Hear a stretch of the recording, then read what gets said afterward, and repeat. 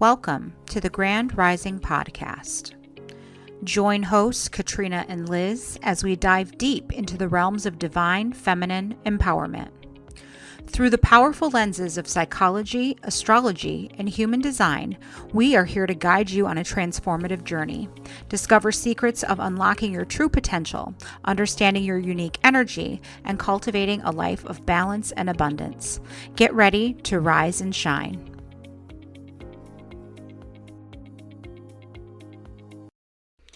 Grand Rising, and welcome back to the Grand Rising Podcast. My name is Liz, and I'm here with my dear friend and co-host Katrina, and we're here to talk about the energy of Taurus. So we're almost moving into Taurus season, and so we want to let you know a little bit about the energy of the bull. And so, Katrina, why don't you get us started? Yeah, so Taurus is a fixed earth sign ruled by Venus. And what this really means is that out of all of the earth signs, Taurus is the most stubborn, the most fixed, immovable when it comes to the That makes a lot of practical, the practical areas of life that Taurus would rule, especially, right? Yeah. Which is resources, material wealth, pleasure, indulgences. All of those things are Taurean.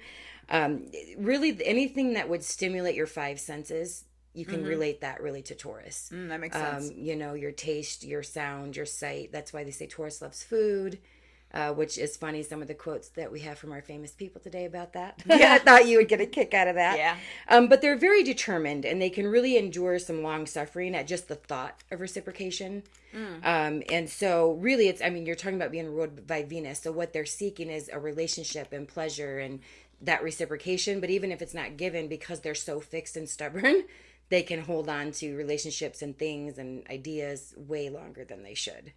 They get very determined.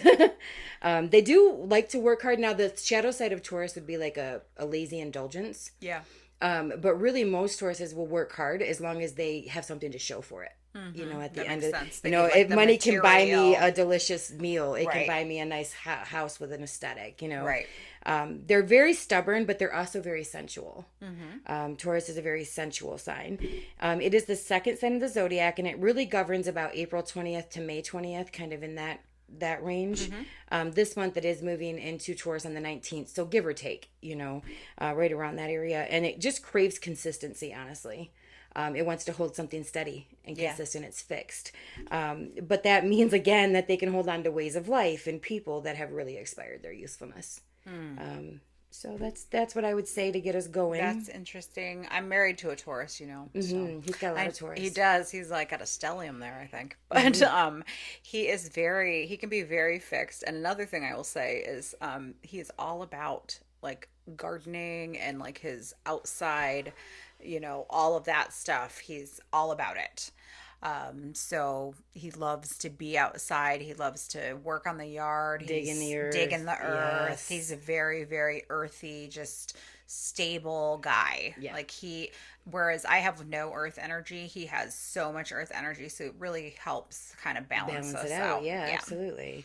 Because where he can get stuck in a rut and you can be too impulsive, there's a middle ground there that the two of you can help each other meet, which is kind of nice. Absolutely. Yeah. So we have a big conjunction coming up in the sign of Taurus. We've had Uranus there for a while, and now we have Jupiter coming to join her.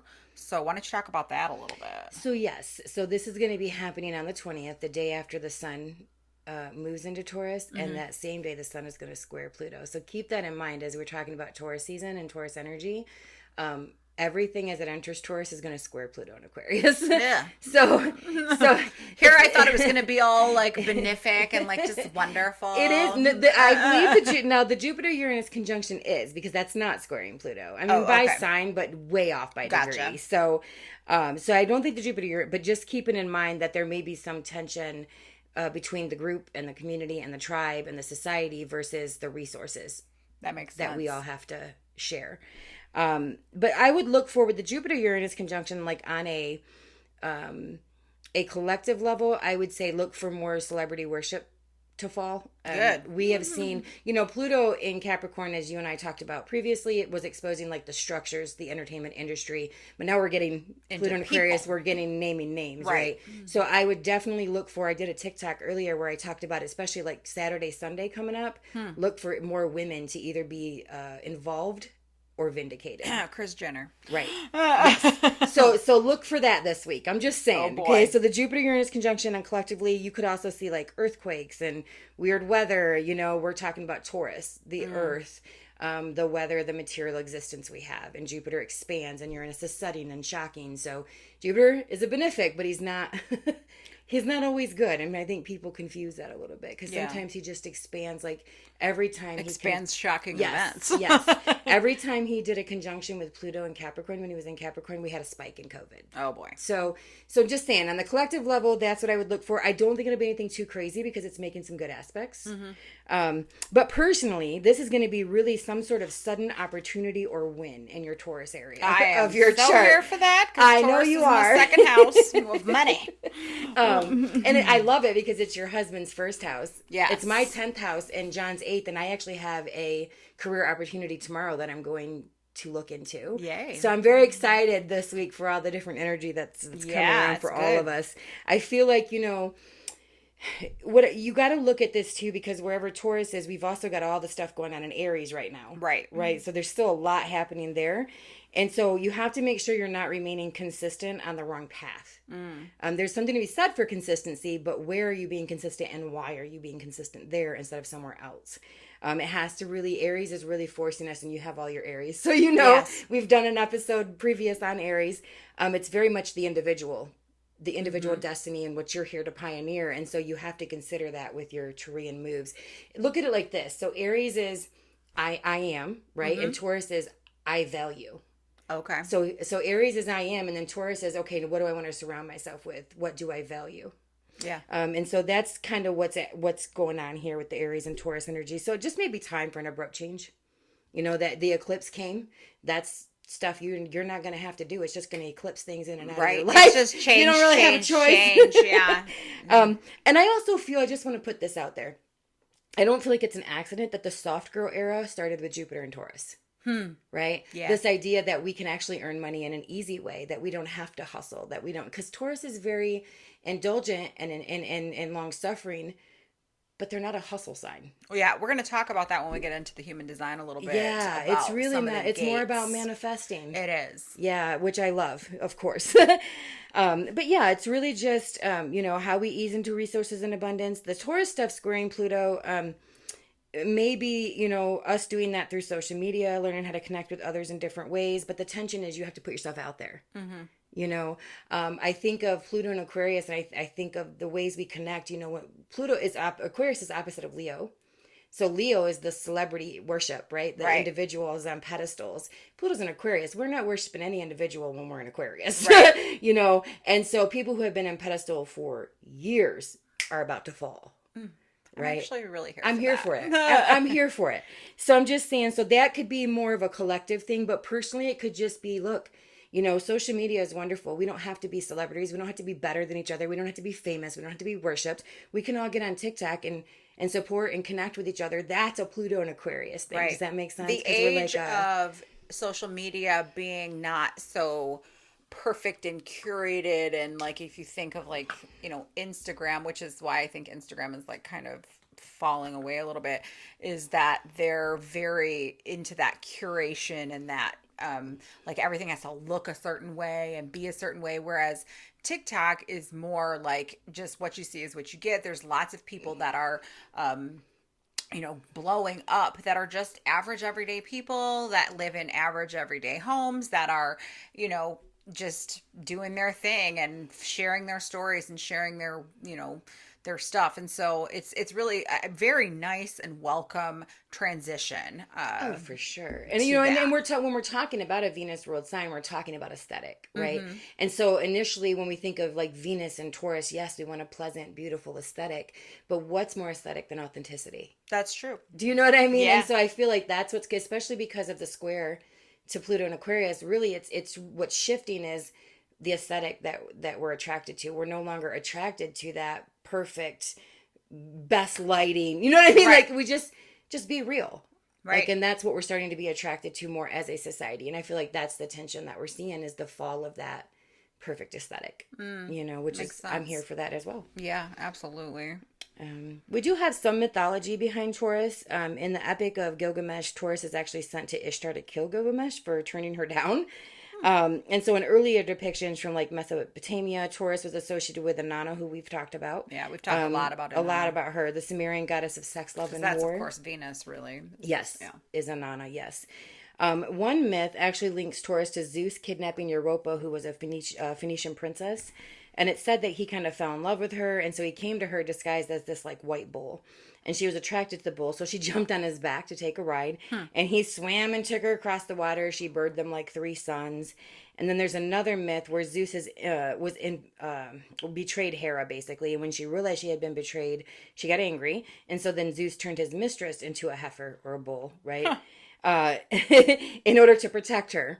I want to Hera. say something real quick. It's so interesting. There's a lot going on. There's been a lot of like end of days prophecy and things like that, especially around this eclipse. And one of the, I guess, last signs also has to do with a heifer, the red heifer or whatever they're going to be doing with it. I don't know. I don't tune in too much, but I just thought that was interesting that it's all kind of like coming about as we move into Taurus Definitely season. Watch, and I'll try to remember to look it up before we finish. The World Astrology Report is a great YouTube channel. Okay. If you're kind of wanting to know about the prophecy side and how that fits in the astrology, I think his name is Dan, but he does an amazing job. And sometimes he has a couple other astrologers on there with him. But he talked about how a guy in Texas, this is really happening.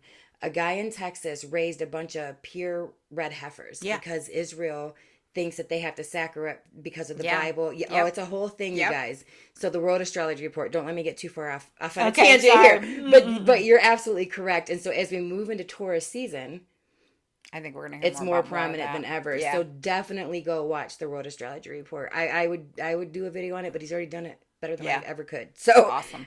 So go check him out. But so here he is. Hera's mad. So Zeus turns his mistress into the heifer in order to protect her from Hera. But then Hera found out about it. So then she curses the mistress, and now she has to basically wander the world as this cow or bull and being stung by a gadfly constantly. Right? Oh, that sounds that was her awful existence. Well, of course, Zeus later restored her to human form, and she gave birth to 2 children. And then we get to the Egyptians, and they considered Taurus a sacred bull that was associated with the renewal of life in spring, which that makes sense in our hemisphere anyway. And this is because during Taurus season, the sun actually covers the constellation of Taurus. So it's almost like Taurus is sacrificing itself to renew the land. And then there are 88 constellations. Taurus is the 17th. 7 plus 1 is 8. So we got 888. And this year is a collective year 8. And 8 stands for power, wealth, resources.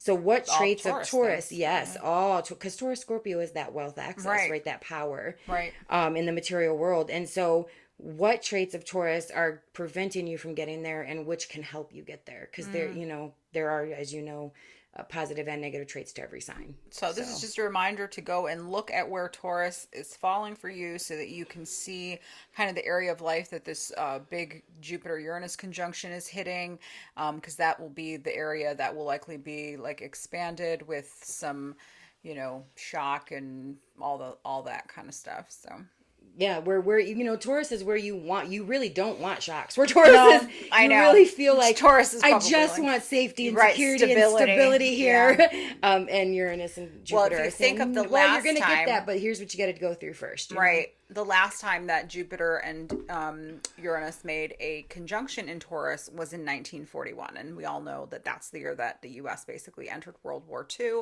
And, that was, I believe, the bombing of Pearl Harbor was that year around that time. So and then, of course, now we're hearing rumblings of World War again. I mean, with the genocide going on in Israel, which you and I are not afraid to call it that. Right.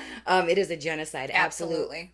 Horrific stuff is happening over there. And then you get the stuff with Russia and Ukraine, and you just got all these things just ramping up. And I don't know if anybody realizes how close we are to Russia.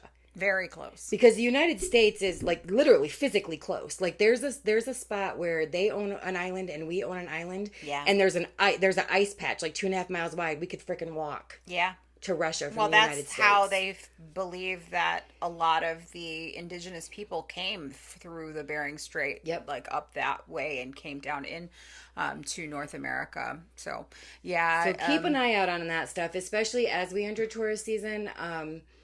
Yeah, there's could be potential like for stuff shocks to be to definitely ramped up, resources, right? food supply shocks. We've already Water seeing that with too. Mars being in Pisces and Saturn being in Pisces, look for things to happen with water. We're already seeing that. Contamination, flooding, anything to do with water. The bridge, Mars Saturn conjunction, we had the bridge collapse. So I just also saw a thing where there's a bunch of like barges in the Ohio River that are like all like stopped or blocking.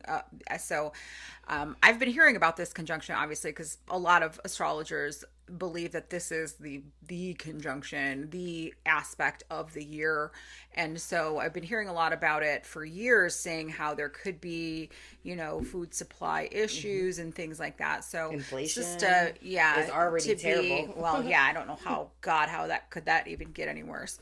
But it's, a good reminder to, if you can grow a few things of your own to sustain your family.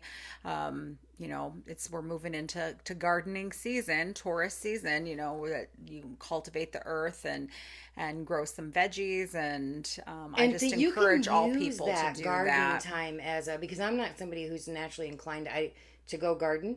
The only thing I have in Taurus is Chiron. Right. So anything that's Taurus for me is already wounded. We're starting out in a bad place. But I find that if I view it as something that's more of a therapeutic, like Absolutely. I started looking at, as you know, taking care of like succulents and cactus and stuff like that. Just something that's easy to take care of, but I view it as almost a ritual every time I have to water them and I talk to them, and you know what I mean? It's very fulfilling in a spiritual sense for me that way. So we're going to talk about that nourishment as a Taurean theme. Oh, I love it. So perfect time. She's absolutely right, you guys. Perfect time for you guys to start gardening or get plants. I heard a joke that, you could view weeding as like pulling your enemy out by their hair out of the ground. That could be therapeutic. Yeah, that's what I'm saying.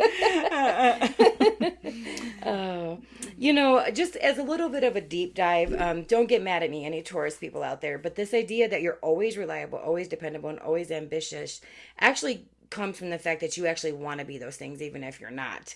There is a shadow side to Taurus where they're not always those things. But you have placements, basically, if you have Taurus placements, it's in a sign that's concerned with material resources, safety, stability, and of course you want that part. We all want that part of our life to be safe and secure and reliable, right? But Aries represents, as I said, you and your destiny. So then Taurus is all that you surround yourself with, that you value around that. And so Taurus can get very gluttonous if they approach things from an unhealed perspective. I just want to say that with everything, the eclipse being conjunct Chiron, Mercury and Venus are about to conjunct Chiron this week. There's so much healing that's happening for the individual level where I don't think we're going to be doing that as much. I hope not.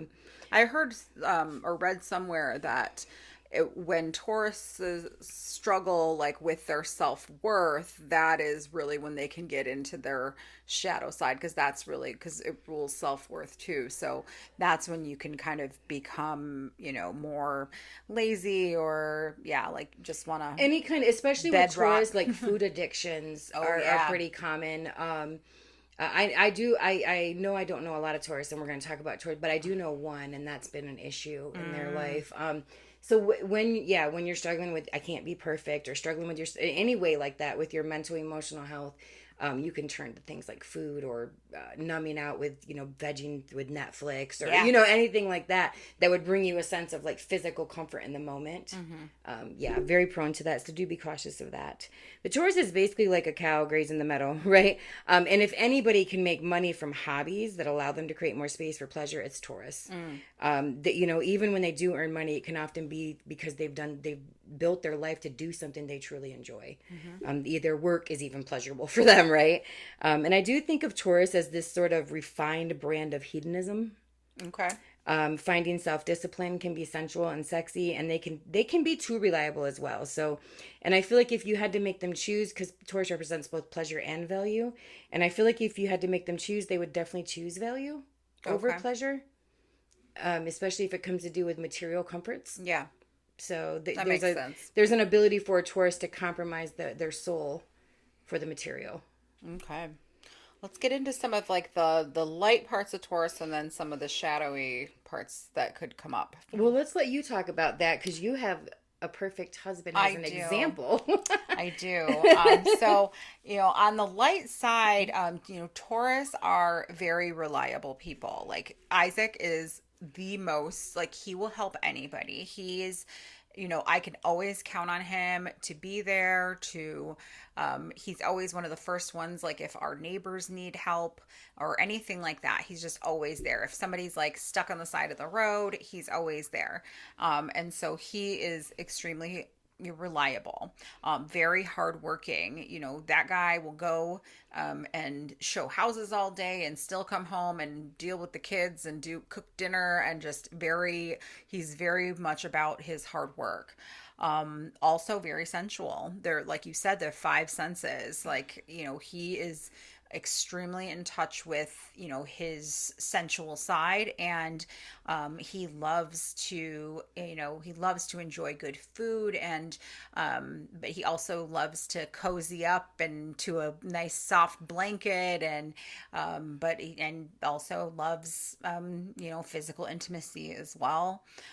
They have great taste, obviously. He really does too. Like, even like there was one day I came over, he had gone somewhere and he had dressed up in that suit. He does. He does. He always dresses nice and like presents himself well. And, he loves it. He loves the way he looks, and he cares a lot about how people perceive his look and everything.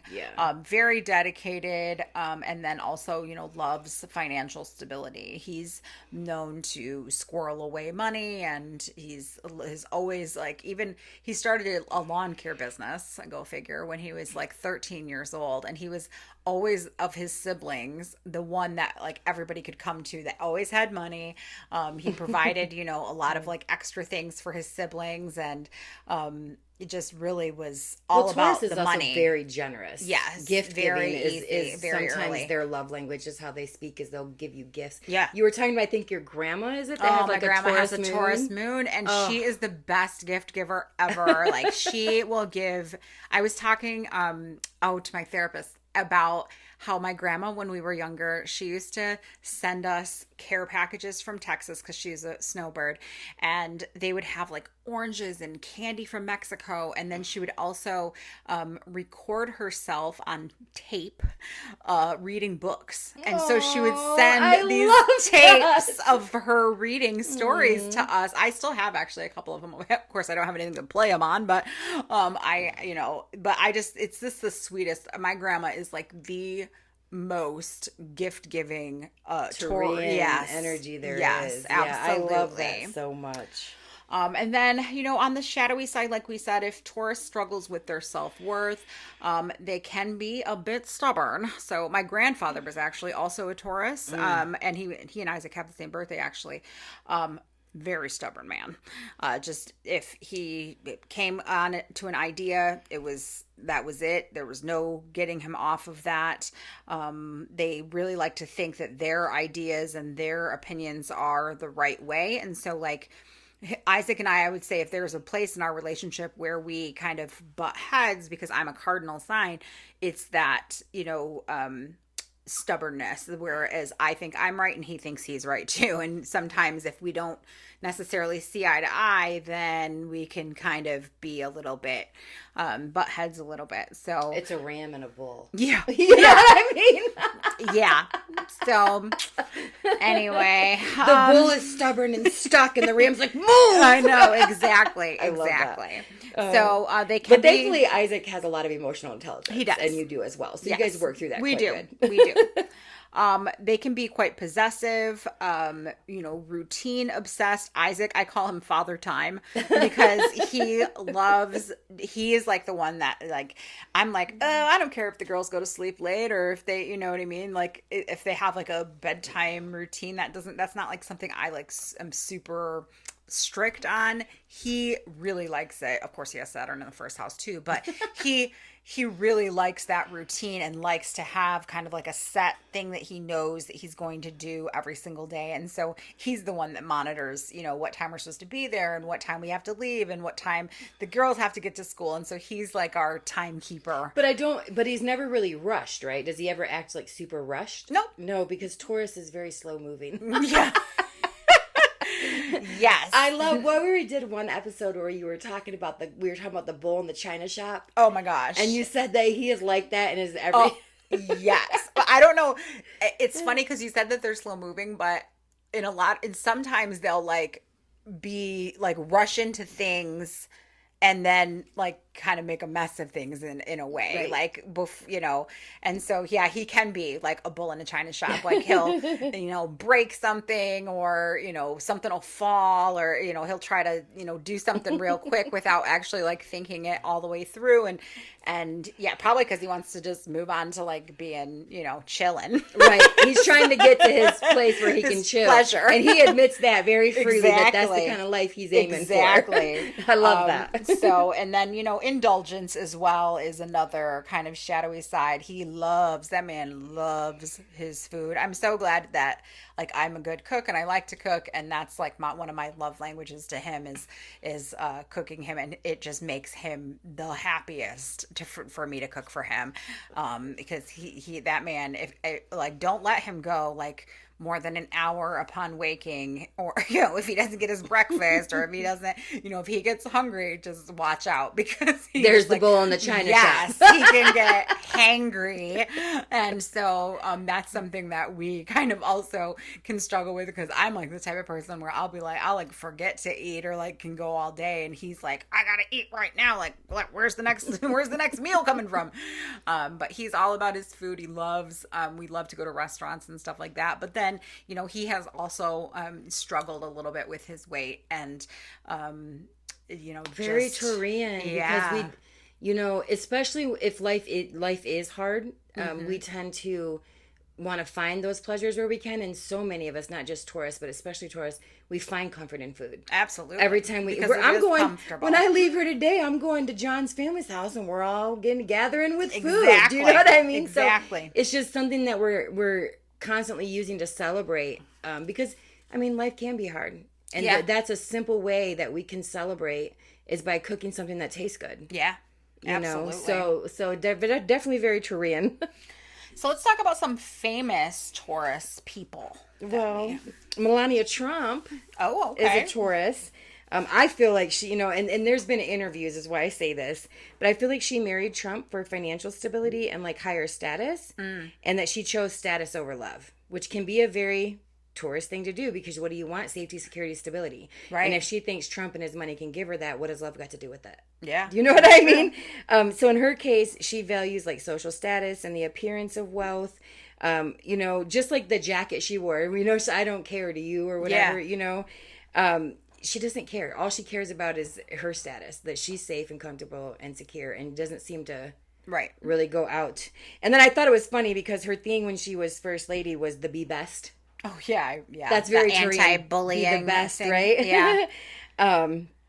But in 2005, she actually did an interview where she was asked, did you marry Trump for your money? And she actually quipped back and said, well, if I weren't beautiful, do you think he'd be with me? Ooh. So almost an admission of, well, I'm beautiful. That's why he married me. And he's got money. That's why I married him, right? I mean, yeah, makes sense to me. she's Taurus can be very transactional in terms of resources, safety, and stability. She does have a jewelry line, skincare line, very Taurean. And a couple of quotes by her that I felt like screamed Taurus is, she said, one thing I love most about New York is the variety of amazing foods you can eat. My all-time favorite is the chicken parmigiano at Jean George's. And then she also said, if this isn't Taurus, I have a little spa at home. I put together a room where I can get massages, pedicures, manicures. It's comfortable in my own home, and it's very private and very relaxing. That sounds perfect. Isaac and I do spa nights. Such a Taurus thing, right? Yeah. Hitler. Oh boy. Was a Taurus. He was also an artist. I don't know if a lot of people know that about him, but he was a painter. He actually painted his first self-portrait at age 21. There's very Taurus. He did value this idea, obviously, of some sort of pure race, but he was very dominant, which Taurus likes to be the boss.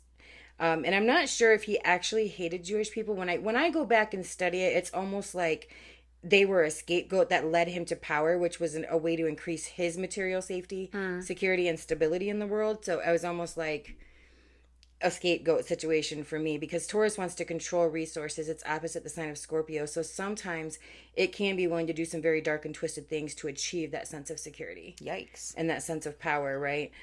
Taurus can have you drinking the poison, swearing it never tasted so good. Oh, wow. You know?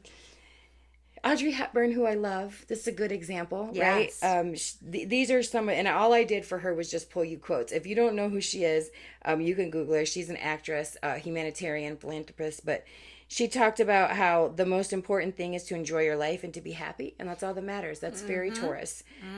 If I get married, I want to stay very married. Yeah. What's more Taurus than that? That's true. Let's face it, a nice creamy chocolate cake does a lot for a lot of people. It does for me. It does for me too, Audrey. She was an actress, fashion icon, philanthropist, and any article you read about her really speaks to her timeless style and grace. Breakfast at Tiffany's. At Tiffany's, which is very Taurean. Yeah. Just Elena high dressed up like her indulgence. for Halloween a couple years back. I'm a big Audrey fan. And then the last one I want to mention is Catherine the Great. Russia was actually revitalized under her reign and grew larger and stronger and became recognized as one of the great powers of Europe. There was plenty to go around. During her reign, she brought in like educational reform. She championed the arts big time, expanded Russia's borders, and in very Taurean fashion, the Smithsonian states that she became very passionate and knowledgeable about paintings, sculptures, opera, and more. And she actually began collecting those things as a political calculation, but then really ended up falling in love with it. She actually usurped her power, and she called herself a glutton for art. And her huge collection is what formed the foundation of the Hermitage Museum. So again, Taurus can usurp and do manipulative things to get power, but usually once they have it, they're pretty generous with their power. They're pretty generous with their resources. As you can see, Catherine, she usurped her power and then she made sure everybody had something, and she reformed education, and do you know what I mean? She got the arts in people's lives and promoted that. So again, maybe she just wanted to run the show. Yeah, she maybe didn't go about it the best way, but this is what she did once she got it. Right. So that's kind of why I wanted to include her. Cool. Well, let's move on to Taurus in human design. So how Taurus energy manifests in human design. One thing that I found that was so interesting about Taurus energy is that it's not, some signs are really concentrated in like one center, like Pisces is like almost all in the emotional center, whereas Taurus is not it, but the gates that are in Taurus actually go like straight down the center of the body graph. So it's like who we are, like our core, it's like our grounding force. And so there are many centers that are represented by Taurus, including the ajna, the throat, obviously, that's Taurus rules the throat, the G or the identity center, and the sacral. Taurus does not have any emotional energy, does not have any root energy or splenic energy, but it does have like two gates in both the throat and the sacral, which is like, you know, Taurus obviously it rules the throat, so that makes a lot of sense. And then sacral is like your workhorse energy, like your life force, and so that makes a lot of sense too. Absolutely. So I thought that was really, really interesting when I was looking at, you know, where the gates fell. So Taurus season starts in gate 3, which is also known as the gate of ordering or difficulty at the beginning or innovation. We talked about this a little bit last episode in Aries, because this gate ends Aries as well. So it kind of bleeds into both. So it's sacral energy. And so it's difficulty at the beginning. It signifies like challenges and potential breakthroughs that come from initiating new projects or endeavors. There people with this gate defined could often face like an initial obstacle or resistance when starting something new, but it's all about like persevering and pushing through to overcome the challenges. So they're very, very creative people. They can find like creative solutions to problems. They really thrive in environments where they can pioneer new ideas, but they also may get frustrated when faced with delays or setbacks. So that makes a lot of sense. I think too, with the delays and setbacks, when we just had the Saturn and Mars conjunction, like some of these things can be delays, and I think things are going to move forward, just quite honestly, for everybody. Thank the Lord. But learning how to, and this is so hard, but learning how to embrace those moments of stagnation, Yeah. and those moments of pause, and those, because they're there for a reason. Yeah.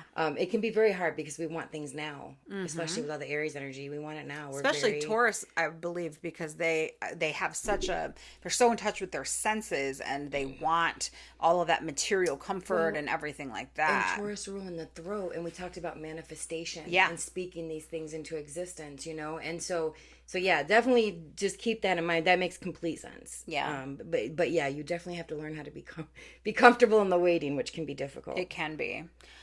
So now we move to gate 27, which is the second gate in Taurus. So this is the gate of nourishment, like I kind of alluded to earlier. It's also sacral energy, and it's the energy of like nurturing and caring for others. It's often symbolized like by an image of like a mother breastfeeding her child. It's like the instinctual drive to provide for the needs of others, whether it's through emotional support, practical assistance, or even just guidance.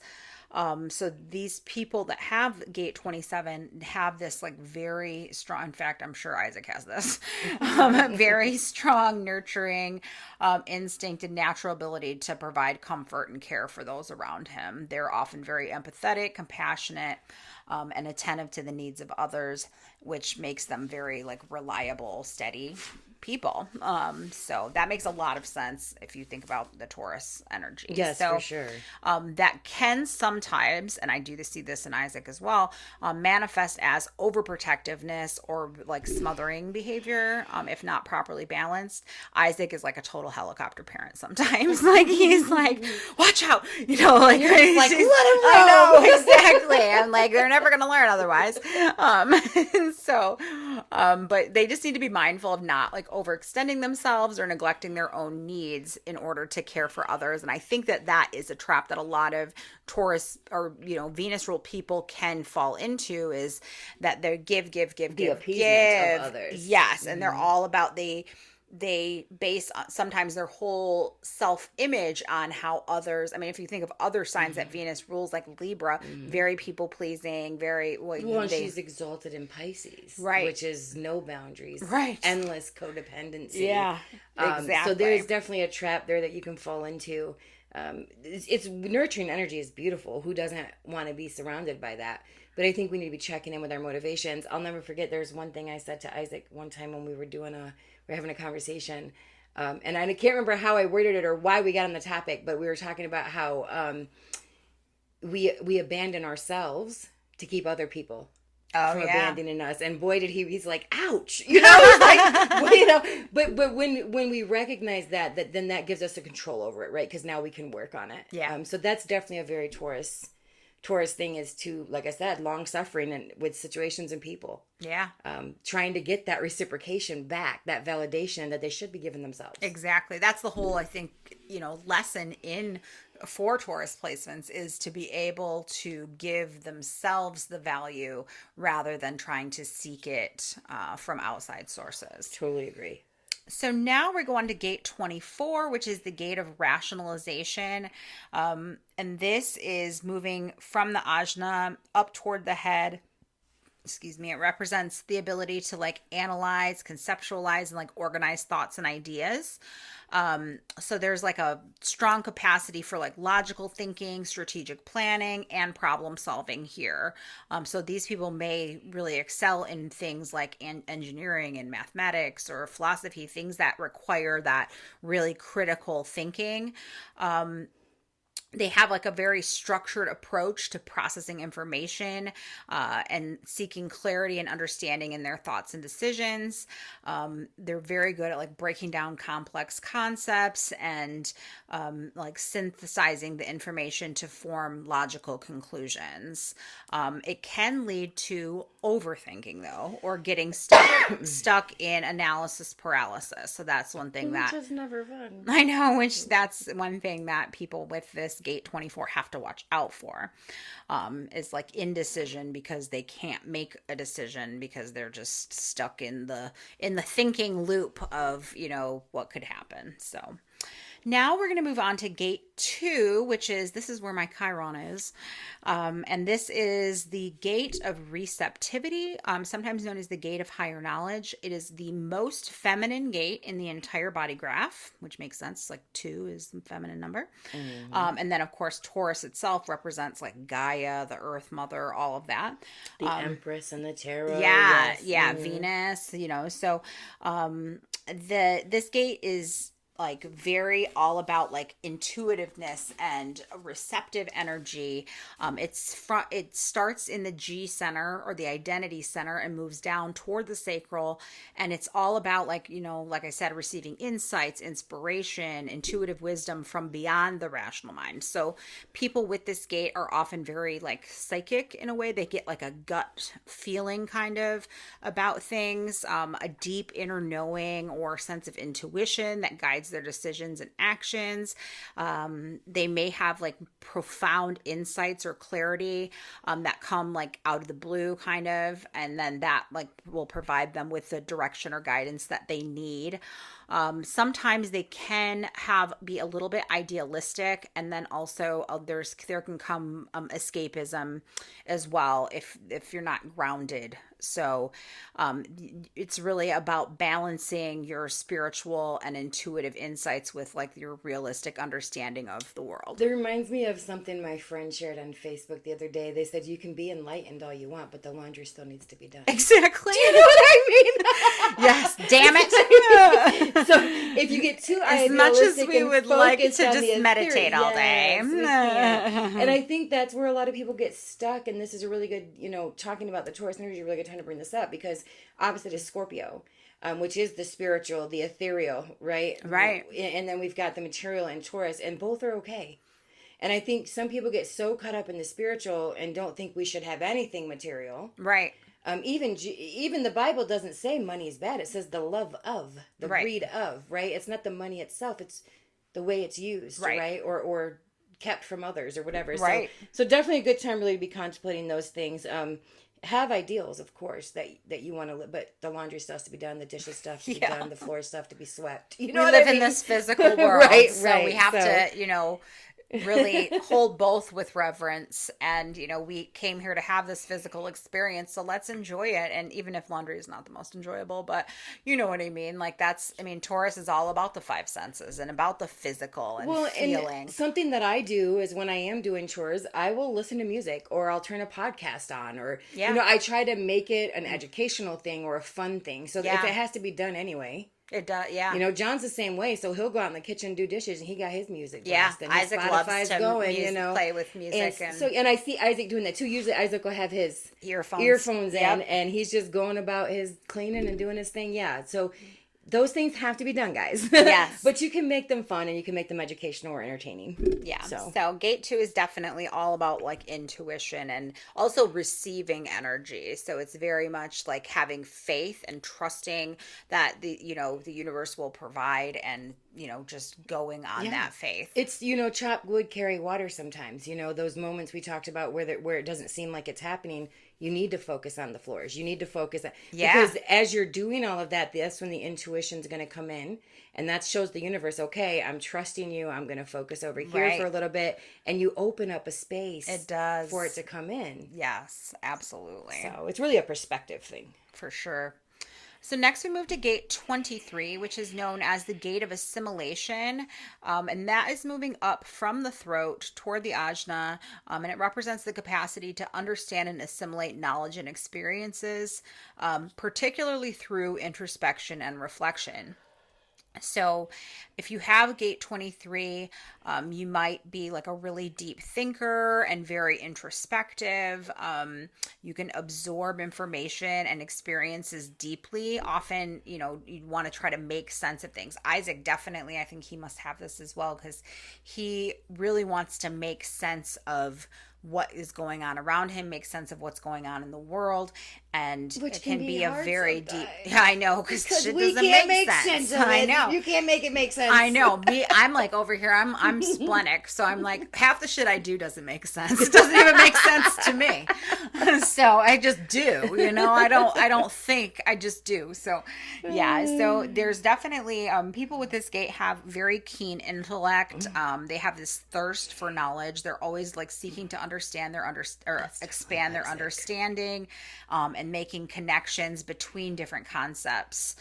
They might be drawn to like psychology or philosophy or spirituality, where they can like really delve into human nature and how the inner workings of human psychology and everything like that. So again, this can get kind of have a tendency toward overthinking and getting lost in thought. So it's very important to just remain grounded and find that balance with like we just talked about, with the intellectual and the practical. Yeah, for sure. And then lastly, we move into gate 8, secret number, which, and I think you actually have this gate. I do. In my Chiron movie. Yeah. So this gate is known as the gate of contribution, also maybe the gate of group activity or holding together. Gate 8 moves from the throat down toward the G or identity center, and it represents the energy of individual contribution to group efforts and collective endeavors. Individuals with gate 8 often possess a natural talent for like leadership, teamwork, collaboration. They have a strong drive to contribute to like the greater good. You're laughing. I'm just laughing because I know those things are true about me, but that's Chiron. And so I always doubt myself and deal with imposter syndrome. It's just funny. That's You're all. like, I would actually rather do it all myself. I don't need no teamwork here. But yeah, there's this very like magnetic presence. With people with gate 8, they can inspire and motivate others to work toward common goals. They often thrive in environments where they can make meaningful contributions and have an impact on their community or organization. One thing that they need to look out for they have this need for recognition or validation for their contributions. So they might feel kind of inadequate or frustrated if they don't feel acknowledged or appreciated. That's absolutely true for me. I've worked very hard because I know that about myself, and I have for a long time. So now I'm obviously not so much that way, but absolutely. Didn't realize that there was not a lot of self-awareness around it, but I absolutely did a lot of stuff to try to get recognized and validated, for sure. So do you know any Taurus people? I was really thinking about it. I think the only Taurus I know is my cousin. She's all of these things that we talked about. She also has a Virgo moon, so she's very reliable to the people she cares about, very dedicated to be of service, very the one that she is. Oh wait, look at, she came and did all them gosh. I mean, she worked her ass off. She busted her ass. And so, but she is, and she like also took like the hardest job, I feel like, in that whole thing anyway. But she's awesome, and she thinks you're awesome as well. I know we keep talking about we all need to do like a girls' weekend. Yeah, or we something. would love that. We would have a great time. She's hilarious. Taurus people are very funny. Oh, funny. They're so, she's so funny. And her husband's an Aquarius, I believe, because his birthday's in February. But I swear they should do like a comedy duo tour or something. They're hilarious. But she's very steadfast, very determined, very sensual, all of the things that we talked about. She definitely embodies them all. And I'm so proud of her, and she knows because we talk, but just how far she's come, since I would say, because her mom had passed away. My aunt passed away in 2020, and that was excruciatingly hard for her. Oh, I'm sure. She was very, very close to her mom, and so but to see where she's come from then is so amazing. Like, she's putting herself out there again. She's going on interviews, she's, of course, Aries is her 10th house. Okay. So she's about to, take off career, public image, all of that. So, and then Taurus is her 11th house where this conjunction's happening. So I'm very excited to see what it is for her. But yeah, definitely reliable. If I'm going, even if I haven't talked to her in like a couple weeks and say I'm going through something and I call her, she's going to answer her phone or call me right back. Like I know. Reliable. The day that John had the episode where he had the seizure and like passed out and everything, I was so upset. Of course, the ambulance took him and I knew I had to drive up there, but I am like upset. I call her and she's like, bitch, you need to get it together. She's like, you got to drive up there. She's like, you know what I mean? She's very matter of fact with me, which, that. It's out of love, you know what I mean? But that's her. She's reliable. And I know if I call her, she's going to say, you and her both are blunt in that different ways, but still blunt, where if you say something to me, I was like, oh yeah. And that's what I need to hear. And that I might not say it that way, but I need it said that way. Right. So that's why it takes all kinds. That's all I'm saying. Absolutely. So obviously, we've talked a lot about Isaac, and me being married to a Taurus for 8 years now. And then, but also my grandfather was a Taurus, and he really, I guess and he died like in 1994. So I won't say I knew him, all that well, but I will say he embodied the stubbornness of the Taurus, because they can be just like so fixed, and they just like see things one way. Their way is the only way. I mean, I remember my grandma she would go and buy us like school clothes or whatever, and she would say, "Now don't tell your grandpa how much money I spent." Like she, because my grandpa was a penny pincher. Like he would not, like they were snowbirds, like I said, and they would go down to not just Texas, but like the valley, which is south Texas. So it was hot as fuck. Okay. And so he refused to put air conditioning in their truck that they bought. They bought like a brand new truck, and it was a black truck with like vinyl, like dark maroon vinyl seats. And my grandma, like till the day to this day, she still is like, if I could go back and do one thing different, I would have, forced your grandfather to pony up the extra money, because they had the money. It was just, he was just being cheap, to get the air conditioning so that we didn't have to like suffer, It's funny because both of them being Taurus and one being so generous, and the other being so, but again, that's the Taurus, right? You care about safety. So in one way, you feel like if I give these people gifts, that there's safety and security in that connection and relationship. And then like your grandpa's case, it's like, if I just save every penny I have, I will be safe, secure, and stable. I don't have to worry about anything. Yeah. So I think some of his came also different. From like some childhood trauma. Oh, I'm sure. And obviously, if we looked at their charts, they would have Taurus in a different house. Right. And things, different he has aspects. A Taurus sun and she has a Taurus moon. So her Taurean is more like emotional, and that's just kind of naturally who he is, where his is more like out, the ego, the want to protect my core self. Yep, for sure. And their moons matter. I mean, Melania Trump has a Capricorn moon. Oh, okay. So it'd be interesting. I don't know what Aubrey Hepburn's moon is. I would have to look it up, but it'd be interesting to see how that dynamic played out differently. Yeah. So who's Taurus compatible with? So most compatible is going to be Pisces, Capricorn, Cancer, and Virgo. Okay. Because those are the sextiles and the trines. Yep, those are the watery signs, water and earth. Yep. Taurus is the most stubborn out of all of the fixed signs, I'll just say. And it's going to be times for me. And this is why it's going to be harder with squares to Leo and Aquarius. Yeah. So if you have a Taurus, it's going to be harder for them to get along with Leo and Aquarius, because they're all very fixed in their own way. That makes sense. And then of course the opposition is Scorpio, and really the opposition is meant to mirror something back to you. Well, I have a Scorpio child, and mm-hmm. that's Isaac's biggest challenge right there. So like it doesn't Taurus surprise Scorpio, me. Because she's reflecting something back to him. They reflect something back to each other, right? Yeah. Because Scorpio can be too broody and too focused on, the inner world and all of that, where Taurus can be too focused on the material. And so there's a reflection back to there where, hey, this matters, but so does this. And so there's definitely a dynamic there for him, because Scorpio is his 7th house. Mm-hmm. We just had the South Node go through there too before it moved into Libra. So yeah. That's about a good time when that started, probably. No kidding. That's really all I really can say about the astrology perspective is, like I said, if you've got Taurus placements and it's aspecting somebody else's Pisces, Capricorn, Cancer, or Virgo, you're probably going to get along really well. Mm-hmm. The harder ones are going to be if your same degree of your Taurus is the same degree of someone else's Leo or Aquarius. Okay. That's going to be a little tougher.